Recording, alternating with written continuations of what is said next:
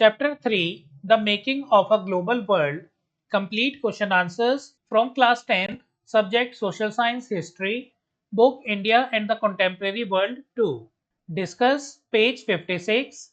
Explain what we mean when we say that the world shrank in the 1500s. Answer.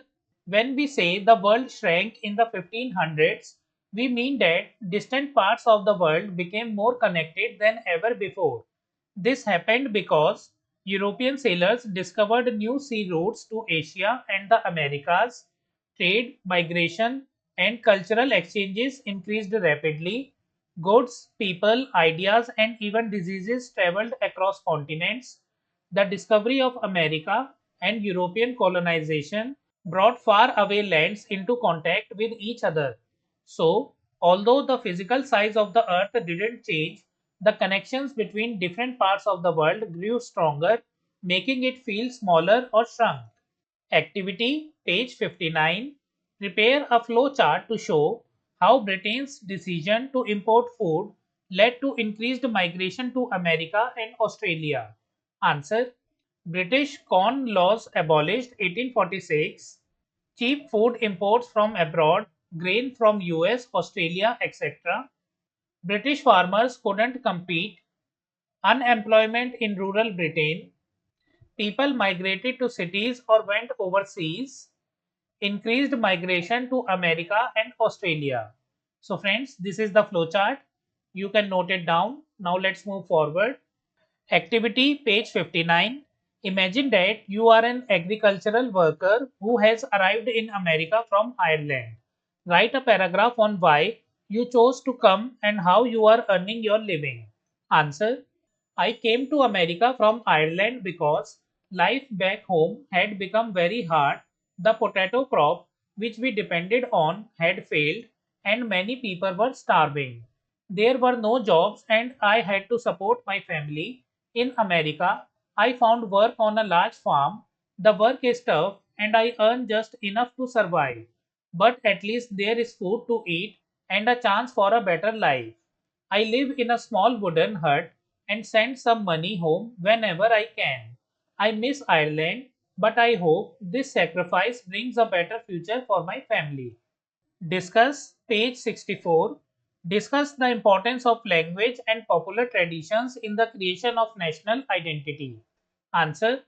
Language and popular traditions play a major role in building a national identity because a common language helps people from different regions communicate and feel united.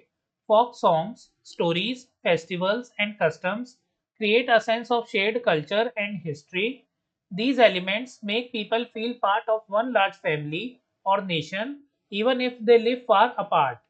During struggles for independence, these traditions helped bring people together and inspired national movements. For example, in India, regional languages, folk dances, songs, and religious festivals have always played a role in keeping communities emotionally and culturally united. Page 73. Discuss who profits from jute cultivation according to the jute growers' lament. Explain. Answer. According to the jute growers' lament, a type of sad song or poem, it is the traders and middlemen who profit the most from jute cultivation, not the farmers. Here's why. Farmers spend a lot of money and hard work growing jute, but when they go to sell it, the market price is very low, especially during the Great Depression. The traders buy the jute at cheap rates and make profits when they sell it in cities or abroad. So, while farmers struggle with debt and poverty, the middlemen and export traders benefit. This shows how the farmers were exploited in the colonial economy, especially when prices crashed. Page 75. Discuss.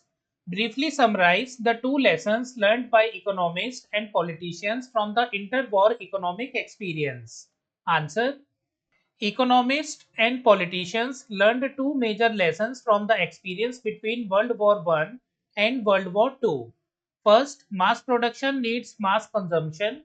A country cannot grow its economy if people do not have enough income to buy goods. So, To maintain stable incomes, the government must ensure full and stable employment. Second, free markets alone are not enough. The government should intervene in the economy to control prices, employment, and trade. Without government support, the economy can easily collapse as it did during the Great Depression. These lessons led to the creation of systems like the Bretton Woods institutions, IMF, and World Bank to ensure global financial stability. Next, write in brief. Question 1. Give two examples of different types of global exchanges which took place before the 17th century, choosing one example from Asia and one from the Americas. Answer. From Asia, the Silk Route was an ancient trade network connecting China with Europe and West Asia. Along with silk, Chinese pottery and Indian spices also traveled this route. From the Americas, crops like potatoes, maize, tomatoes, and chilies were unknown to the rest of the world before the Americas were discovered by Europeans. These crops were later introduced to Europe and Asia, changing global diets. Second, explain how the global transfer of disease in the pre modern world helped in the colonization of the Americas. Answer. When Europeans reached the Americas, they unknowingly brought deadly diseases like smallpox. The indigenous people had no immunity to these diseases and large populations died. This made it easier for the Europeans to conquer and colonize the region as many native communities had already been wiped out or weakened. Third, write a note to explain the effects of the following. A. The British government's decision to abolish the Corn Laws. Answer. Background. The Corn Laws in Britain were laws that restricted the import of cheap foreign grains. These laws kept food prices high to protect British farmers. Effect of abolition 1846. So friends, in this section background, I have explained what the question is saying. Now let's see the effect of abolition. Once the laws were abolished, cheaper grain began to flow into Britain from countries like America and Australia. This caused a fall in food prices, which benefited the poor and middle classes. However, it hurt British farmers as they couldn't compete with cheap imported grain. Many farmers lost their land or jobs and migrated to cities or even abroad to find work. It marked the beginning of a global agricultural economy where food was grown in one country and consumed in another. B. The coming of rinderpest to Africa. What happened? In the 1890s, a deadly cattle disease called rinderpest spread rapidly across Africa. It came through cattle imported from Asia by European powers. Effects. The disease killed 90% of Africa's cattle. This caused a massive economic collapse in African communities where cattle were a main source of food, wealth, and status. With no animals left, Africans lost their livelihood and were forced to work for wages on European owned plantations and mines.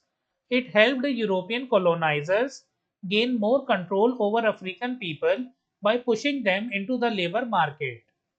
This is an example of how even a disease was used as a tool for colonial domination. C. The death of men of working age in Europe because of the World War. Answer. Context.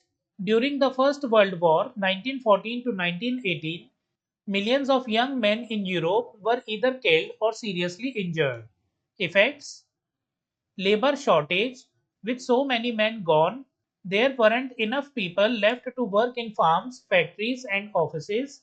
Economic strain. Families lost their breadwinners, leading to reduced family incomes and a lower standard of living. Women stepped in. Women were forced to take up jobs traditionally done by men, leading to a change in gender roles in society. Slow recovery. After the war, many European economies struggled to rebuild because of the lack of a young, healthy workforce. D. The Great Depression on the Indian economy. Answer. When and what? The Great Depression began in 1929 and affected economies all over the world, including colonial India. Effects on India. India's exports fell sharply, especially goods like wheat and jute.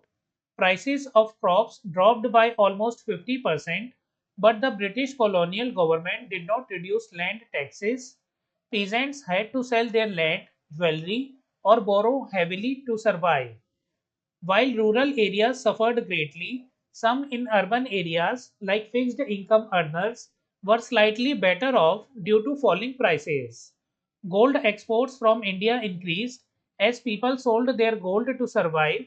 British economists used this to pay off international debts. It also led to growing dissatisfaction with British rule and added momentum to the freedom movement. E. The decision of MNCs to relocate production to Asian countries.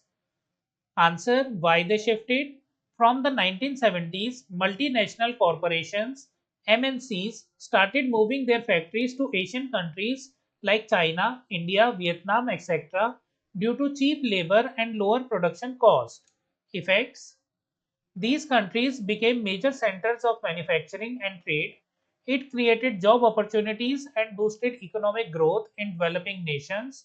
However, in many cases, workers were paid low wages and labor rights were weak. It also led to environmental problems due to rapid industrialization. Globally, it gave rise to a new phase of economic globalization where goods were produced in one part of the world and sold in another. Question 4. Give two examples from history to show the impact of technology on food availability. Answer. First, refrigerated ships allowed the transport of meat from places like Australia and Argentina to Europe. This made meat cheaper and more available to common people. Second, railways connected agricultural areas with ports, making it easier and faster to transport food over long distances. Question 5. What is meant by the Bretton Woods Agreement? Answer. The Bretton Woods Agreement was signed in 1944 by 44 countries to create a stable global economic system after World War II. It led to the formation of IMF, International Monetary Fund, to manage exchange rates and provide loans to countries. Next, World Bank to help rebuild countries and support development. It also introduced a system of fixed exchange rates where currencies were linked to the US dollar and gold. Next, discuss question 6. Imagine that you are an indentured Indian laborer in the Caribbean. Drawing from the details in this chapter, write a letter to your family describing your life and feelings. Answer. Dear family, I hope you are all safe and healthy back home. Life here is not what I was promised. The work on the plantation is very hard and the conditions are terrible. We have little rest and food is barely enough. I miss our home, our festivals, and your love every day. Some workers have tried to escape, but they were caught and punished. Yet, we have found some joy by celebrating together, like during Muharram, when everyone, regardless of religion, joins the Hosei festival. I don't know when I'll return, but I always pray for better days. Your son Ramu. Question 7. Explain the three types of movements or flows within international economic exchange. Find one example of each type of flow which involved India and Indians and write a short account of it. Answer. Flow of goods. India exported raw cotton and opium in the 19th century. For example, opium grown in India was exported to China. Next, flow of labor. Thousands of Indians were sent as indentured laborers to work on sugar plantations in places like Mauritius, Fiji, and the Caribbean. Next, flow of capital. Indian bankers and traders like the Chetiyars provided loans for plantations and trade in Southeast Asia. Question 8. Explain the causes of the Great Depression. Answer. Agricultural overproduction. Crops were grown in excess, causing prices to fall. Dependence on US loans. Many countries borrowed heavily from the US. When the US withdrew these loans, it caused a financial crisis worldwide. Stock market crash. In 1929, the New York Stock Exchange crashed, wiping out savings and investments. Bank failures. Thousands of banks collapsed, leading to job loss and poverty. Question 9. Explain what is referred to as the G77 countries. In what ways can G77 be seen as a reaction to the activities of the Bretton Woods twins? Answer. The G77 is a group of developing countries that came together in 1964 to demand a new international economic order NIEO. These countries wanted fairer prices for raw materials, better access to markets in developed countries, control over their own natural resources, more development assistance. This was a reaction to the Bretton Woods twins, IMF and World Bank, which were controlled by Western powers and did not address the needs of poor nations. Next project, find out more about gold and diamond mining in South Africa in the 19th century. Who controlled the gold and diamond companies? Who were the miners and what were their lives like? Answer. Gold and diamond mining in South Africa 19th century. Who controlled the mines? European companies and businessmen like Cecil Rhodes, De Beers controlled most of the gold and diamond mines. Who were the miners? The miners were mainly black Africans.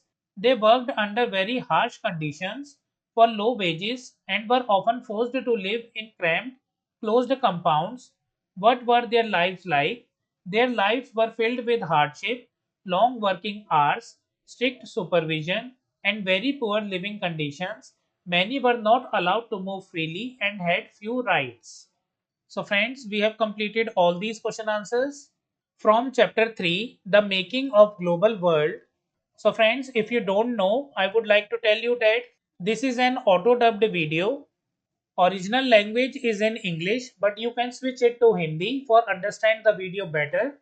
We have already studied the short notes and important word meanings from this chapter. You can find the link in the description and on the screen. If you like the video, kindly like it and share it with your friends. Also subscribe to my channel. We will meet in the next video. Thank you for watching.